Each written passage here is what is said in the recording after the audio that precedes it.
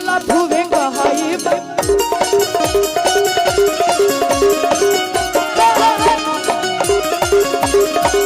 अरे सुत बुत पेहला से हीरो न कहई बारे बाबुआ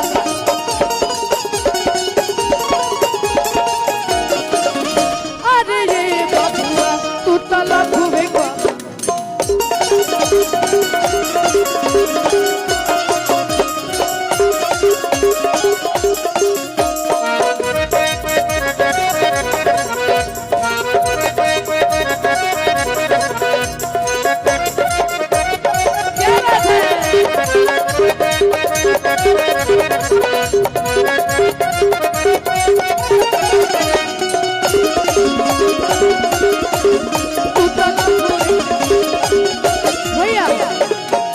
अब हम चाहता नहीं कि हमने के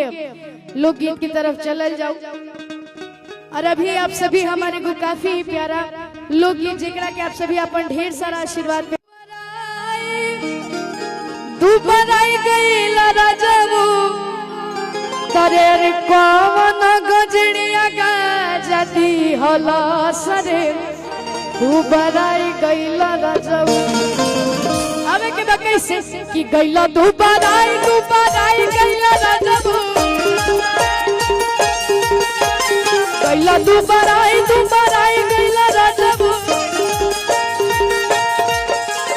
कवन गजड़िया गाजती होला सरे दुबराई गईला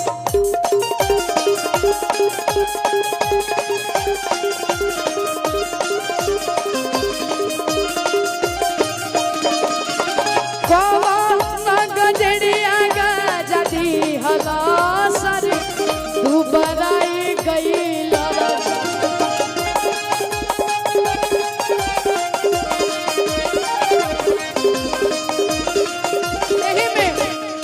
अरे अम्मा के बगिया में कवना के भगिया जग बोलो रे गुरिया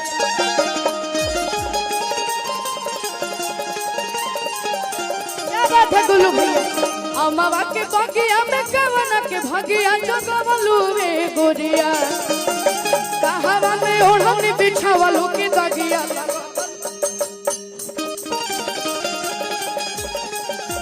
क्या बात है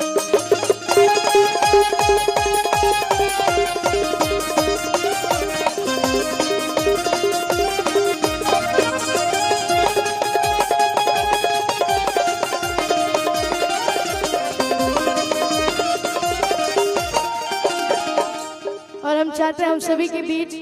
हमारे कक्कू खान अंकल भी उनके लिए मैं दो शब्द कहना चाहता हूँ।